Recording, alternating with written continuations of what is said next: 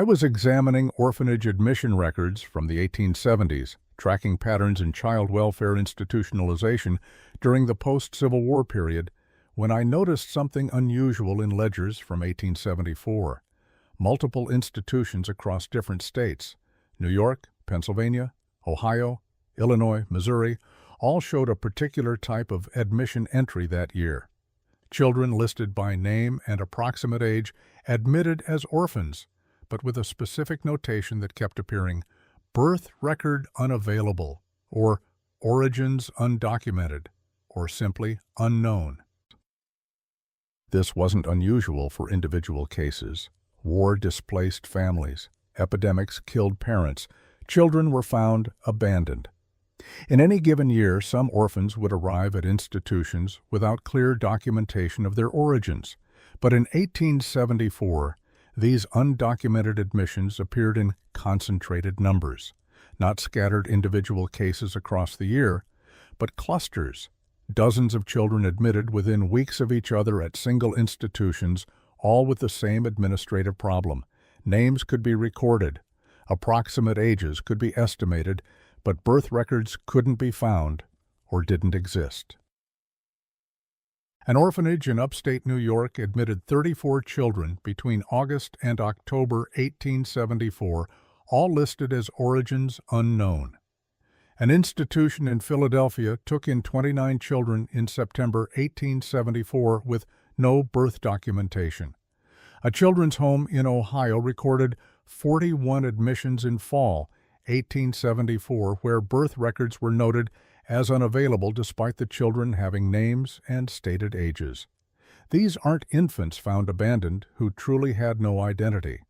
These are children ranging from approximately 4 to 14 years old enough to know their own names, old enough to provide at least basic information about where they came from. Yet the institutional records classify them as undocumented, as orphans whose origins couldn't be traced or verified. The orphanage systems of the 1870s were bureaucratic. Admission required documentation, birth certificates, when available, church baptismal records, family death records for deceased parents, community attestation of orphan status. Something had to establish that a child was genuinely an orphan requiring institutional care rather than a child with living parents or family who could provide support. The documentation served legal purposes. Orphanages received public funding based on the children in their care, and they needed to demonstrate that those children legitimately qualified for public support. Admitting children without proper documentation was technically irregular and could jeopardize institutional funding if auditors questioned whether the children should have been there. Yet in 1874, multiple institutions simultaneously admitted large numbers of children with minimal or no documentation, and those admissions appear to have been accepted by supervising authorities without the kind of scrutiny that administrative irregularity should have triggered. The children had names. This is critical. The admission ledgers list them by name, first names, surnames, sometimes middle names. Not unnamed child or infant or unknown boy. Actual names, which means the children could identify themselves or someone could identify them. But if someone knew their names, that person should also have known something about their births, their families, their origins. Names don't exist in isolation. Children get named by parents or family. Those names get recorded in family Bibles, baptismal records, or at minimum, in family memory. If a child can tell you, "My name is Thomas," or "My name is Sarah," they can typically tell you something about their family, their home, where they came from. Yet these 1874 admissions were recorded as having names but no traceable origins, which suggests either the children couldn't or wouldn't provide information beyond their names, or the information they provided didn't match any available records. Time equals 2 seconds / let me describe a specific case from the New York orphanage. Male child listed as approximately 9 years old, name recorded as Jacob, with surname that I'm not including here for the same reasons I'm not including institutional names. privacy, and the ethics of identifying specific cases where individuals might have living descendants. Admitted September 1874. Notation: claims parents deceased, unable to provide location of birth or family connections. No birth record located in county registries. Church records consulted. No baptism found. Child appears healthy, literate, able to speak English fluently, but with unusual phrasing suggesting regional dialect or foreign influence. Admitted as orphan pending verification of status. That's the complete entry. A child who knows his name, who can communicate clearly, who claims his parents are dead, but whose birth can't be verified anywhere, and who speaks English in a way that suggests he's not from any readily identifiable American region. The pattern repeats across institutions.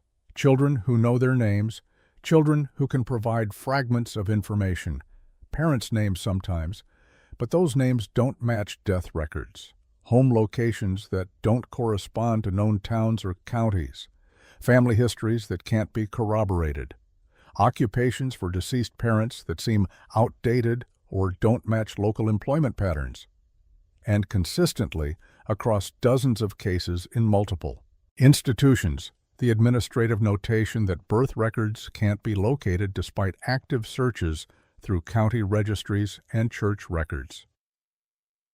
The 1870s had reasonable birth documentation in most settled areas. Counties kept vital records. Churches maintained baptismal records. For children born in the 1860s, which these children would have been based on their stated ages in 1874, documentation should exist somewhere if they were born in any American community with civic or religious record-keeping. The absence of such records for individual children could be explained by family transience, incomplete local record-keeping, or records lost to fire or disaster. But the absence of records for level equals strong greater than large numbers of children admitted simultaneously suggests something more systematic. Either these children were born in places or circumstances where no records were kept, which would mean communities without churches or civic authorities, which were increasingly rare by the 1860s, or they were born in contexts that didn't leave records in systems that institutional clerks knew how to access. Consider what it means for an orphanage to admit children without documentation. Legally, it was risky. Financially, it was questionable. Administratively, it was irregular. Yet it happened at scale in 1874 across multiple institutions that weren't administratively connected. These weren't all run by the same religious order or overseen by the same state agency. They were independent institutions in different states operating under different oversight structures. But in 1874, they all simultaneously admitted unusual numbers of children who had names but no traceable origins. That coordination, or simultaneity, suggests either a common source for these children, some event or circumstance that produced large numbers of orphans whose births weren't documented in standard ways, or a common policy about how to handle children whose origins were problematic or untraceable. The timing connects to other patterns I've documented in previous research.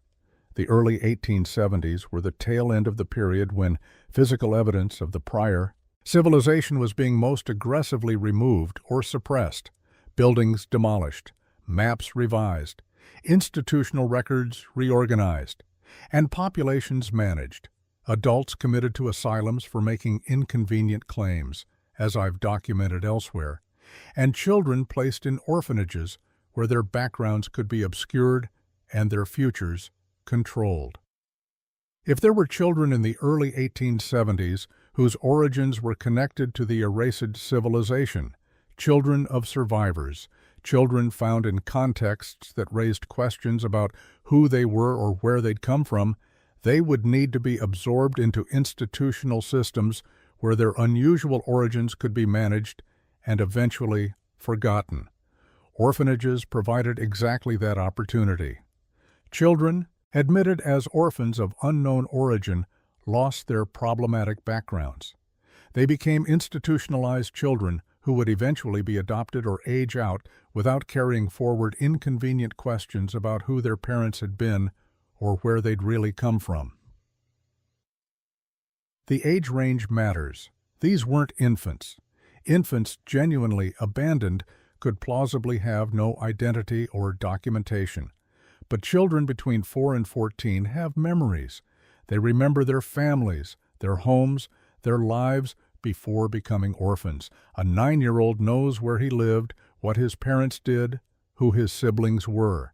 A 12-year-old can describe her hometown, her school if she attended one, her community. Yet these children in 1874 were recorded as unable to provide verifiable information about their origins.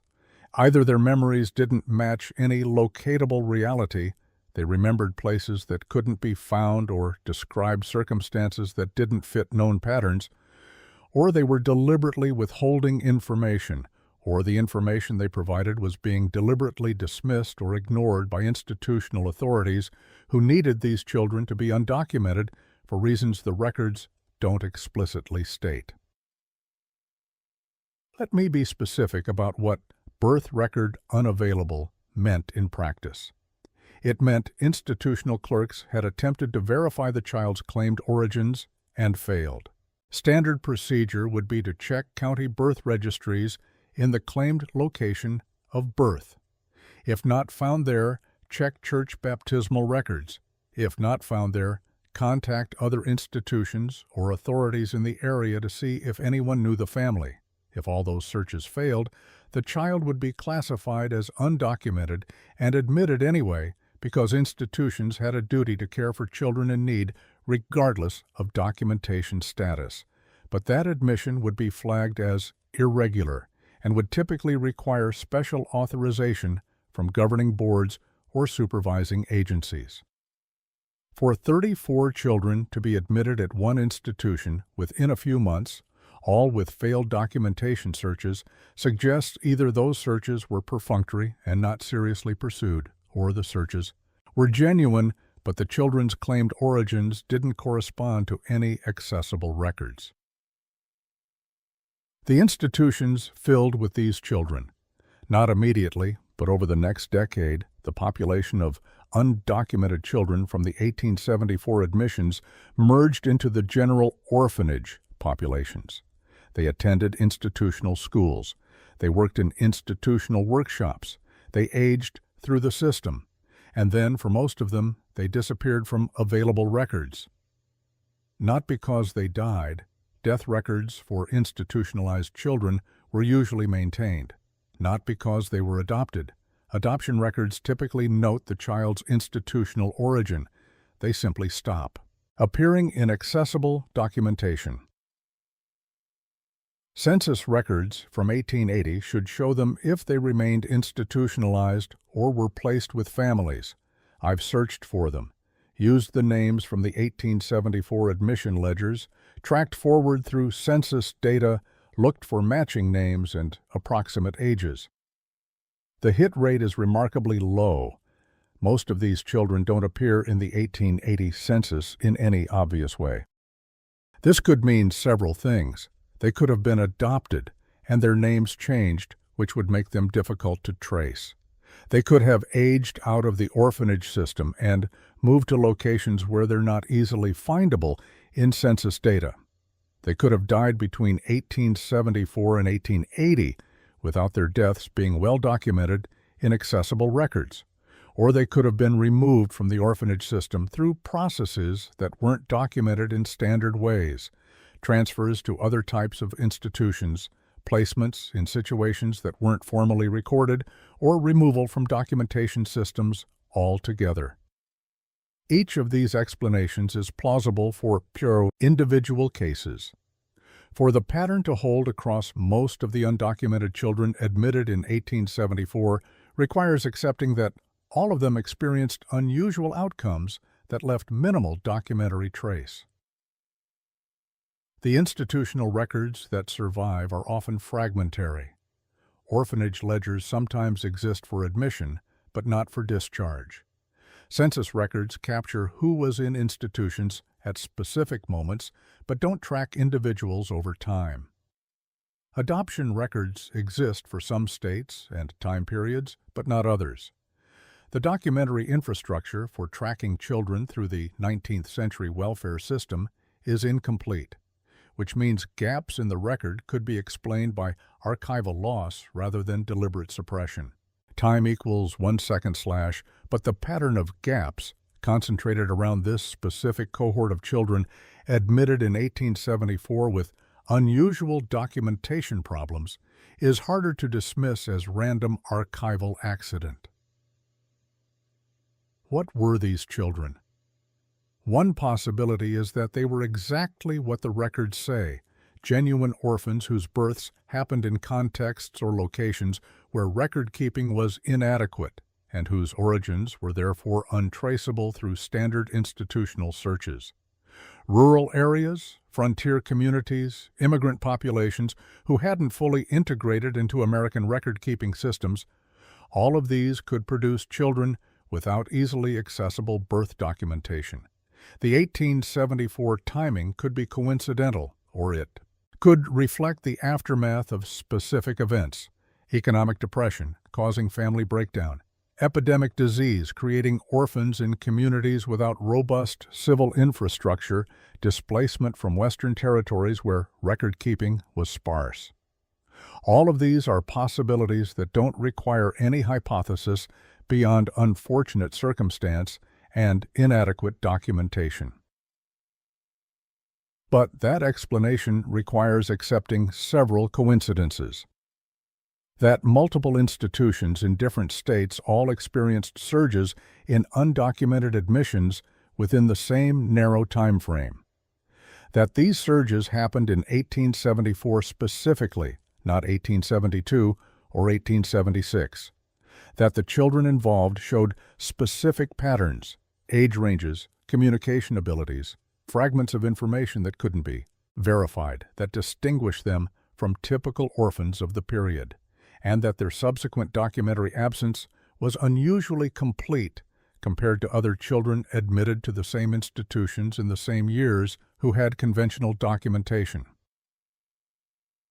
The alternative possibility is that these children were remnants from populations that had been systematically displaced or erased in the previous decade. Children whose births hadn't been recorded in American county registries because they'd been born in contexts that didn't use those systems. Children whose parents had been removed or had died under circumstances that weren't reflected in standard death records. Children who remembered families and communities that no longer existed in forms that institutional clerks could verify. Children who were collected from marginal locations, rural areas, remote settlements, places where non-mainstream populations had persisted and absorbed into institutional systems where their problematic origins could be obscured. In 1874, the process was completing. The children who still existed outside conventional systems were being gathered, documented minimally, and placed in institutions where they would be raised as ordinary American orphans without clear connections to whatever they'd been before. This interpretation makes sense of the administrative irregularity. If authorities knew these children weren't conventional orphans, knew their origins were problematic or politically sensitive, they would still need to place them somewhere. Orphanages were the logical choice, institutions designed to care for children without families, institutions where children's backgrounds could legitimately be vague or unknown, institutions where the children would be supervised and socialized into conformity. The lack of documentation wasn't an administrative failure. It was the point. These children needed to enter the institutional system without carrying their origins forward. So they were admitted with names, but no histories. The names allowed them to be tracked institutionally. The absence of histories allowed their pasts to be erased. The children's own testimony, where it's recorded, is suggestive. In a few cases, institutional records include more detailed intake notes that go beyond the standard admission data. A girl admitted to an Ohio children's home in October 1874, age listed as approximately 11, described her previous home as being in a large building with many rooms where many families lived together, but couldn't provide a location that corresponded to any known boarding house or tenement in the region. A boy admitted to a Philadelphia orphanage, age approximately 13, stated his father had been a builder of large structures, but the occupation as described didn't match standard construction trades, and the boy couldn't explain what specific types of structures his father had built. These fragments of testimony were recorded by intake clerks trying to establish the children's backgrounds, but the fragments didn't add up to anything that could be verified, so the children were classified as undocumented and admitted anyway. The geographic distribution of these 1874 admissions is worth noting. They're concentrated in the Mid-Atlantic and Midwest, Pennsylvania, New York, Ohio, Illinois, Missouri. These were regions that had been heavily developed by the 1860s, not frontier areas where sparse record-keeping could easily explain documentation gaps. These were states with established county administrations, extensive church networks, relatively robust civil infrastructure. If children in these states couldn't have their births verified, it wasn't because record-keeping infrastructure didn't exist. It was because the specific children's births hadn't been recorded within that infrastructure. They were born outside the system or in circumstances the system didn't cover. And by 1874, they were being brought into the system en masse, admitted to institutions where they could be contained and their origins could remain officially unknown. The scale is difficult to quantify precisely because orphanage records from this period don't survive uniformly and aren't always accessible where they do survive.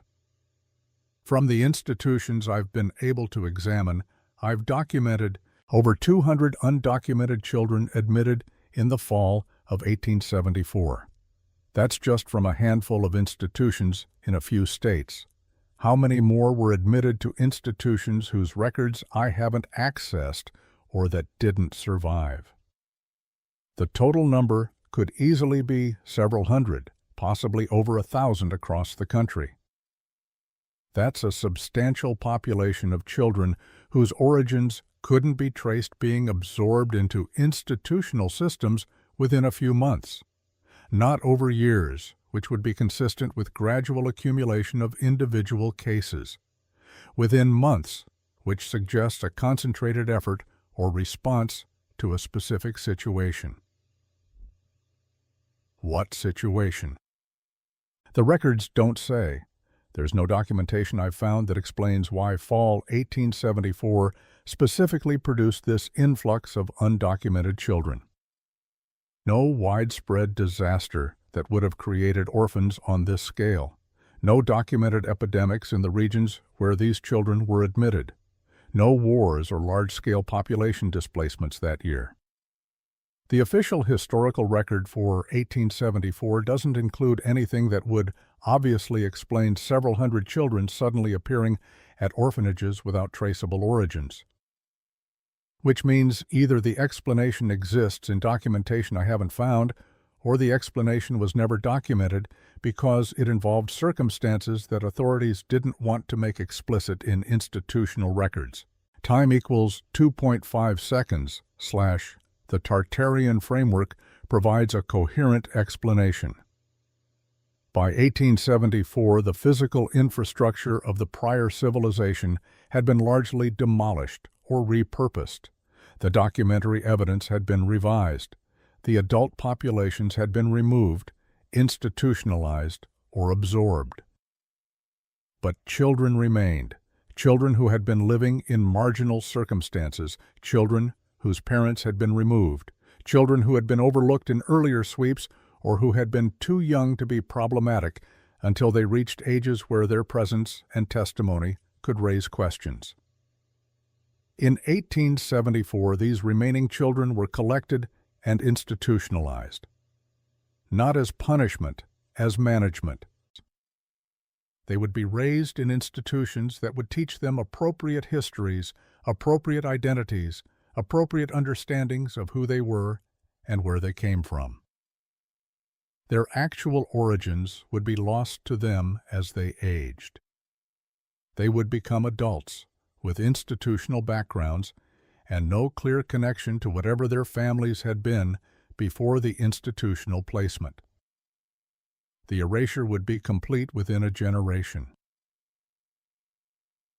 The children who aged out of these institutions in the 1880s and 1890s would have carried no useful memory of their origins. They'd spent their formative years in orphanages, being told they were orphans of unknown background.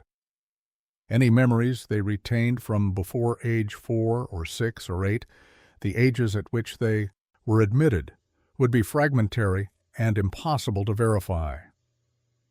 They'd become adults who knew they'd been institutionalized, but who had no clear alternative identity to assert. They'd integrate into industrial American society as workers, as parents, as citizens, without any particular reason to believe their origins were anything other than unfortunate American poverty and family breakdown. Their children and grandchildren, people alive today potentially, would have no reason to know that their ancestors' origins had been deliberately obscured, that they'd been admitted to institutions in 1874 with names but no histories because their histories were too problematic to record. This is how erasure works across generations. You don't need to eliminate everyone. You just need to break the transmission of memory and identity. Institutionalize children young enough that their memories are unreliable or easily dismissed. Raise them without connection to their origins. Release them into society where they have no framework for understanding or asserting what they came from. Within 2 generations, the erasure is complete. The children admitted in 1874 had grandchildren by the 1920s. Those grandchildren would have no idea that their grandparents had been admitted to orphanages under unusual circumstances, no reason to question the vague story that great-grandparents had died, and the family history was lost. The administrative notation, origins unknown, in an 1874 ledger becomes 3 generations later simply an unfortunate gap in family history that many families have. The documentation that might prove or disprove this pattern is largely unavailable. Detailed case files for individual children, if they ever existed, mostly don't survive or aren't accessible. The admission ledgers show names, ages, dates, and basic administrative notes, but they don't include extended narratives about who these children were or what circumstances brought them to institutions. Institutional superintendents' reports to state authorities sometimes mention unusual circumstances or administrative challenges, but they're usually aggregate. Admitted 34 children this quarter, 29 without proper birth documentation, without details that would reveal what made those cases unusual beyond the documentation gap. To prove definitively that these children represented a coordinated effort to absorb remnant populations from an erased civilization would require documentation that authorities had reason not to create or preserve. What remains is the pattern. The concentration of undocumented admissions in fall 1874, the specific characteristics of the children, and their subsequent absence from records in ways that are harder to explain than their initial presence. The orphanages continued operating. The children admitted in 1874 became part of institutional populations. By 1880, new admissions and regular operations had subsumed the unusual cohort into normal institutional life. Anyone examining these institutions in the 1880s wouldn't have known that a significant portion of their population had entered under irregular circumstances. The children would appear to be ordinary orphans, their backgrounds vague but not uniquely so. Many orphans had sketchy documentation, and the ones from 1874 would blend into that larger pattern. Only someone looking specifically at admission records from 1874 and noticing the concentration of undocumented cases would recognize that something unusual had happened. And even then, without access to broader comparative data showing that this pattern was unusual for the period, it would be easy to dismiss as a temporary administrative anomaly, perhaps related to post-war population movements or record-keeping disruptions that affected that particular year.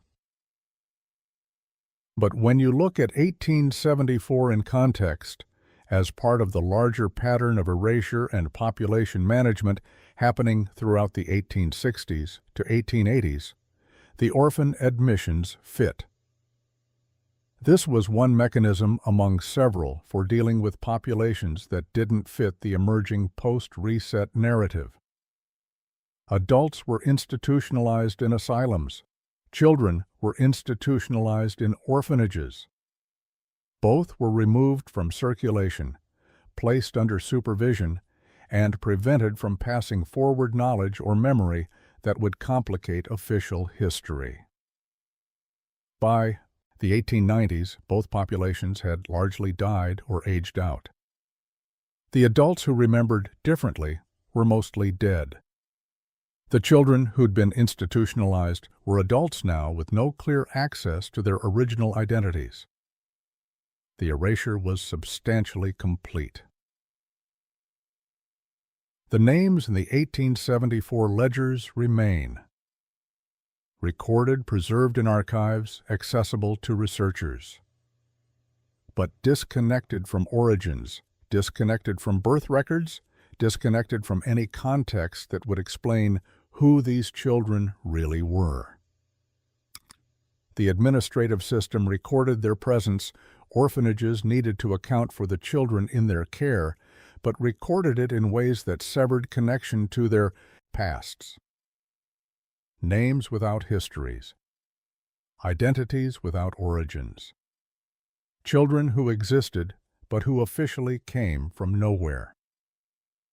And that administrative severance, repeated across hundreds of cases in fall 1874, accomplished what more obvious suppression might not have. It made these children's origins irrecoverable, not by destroying evidence, but by never creating the evidence in the first place. Birth records missing, not because they were destroyed, but because they were never accessible, never entered into the institutional search systems, never existed in forms that orphanage clerks would recognize as legitimate documentation. The pattern is there if you look for it. But it's been there unexamined for 150 years, filed in institutional archives as administrative quirk rather than as evidence of systematic population management. The children had names. They were recorded.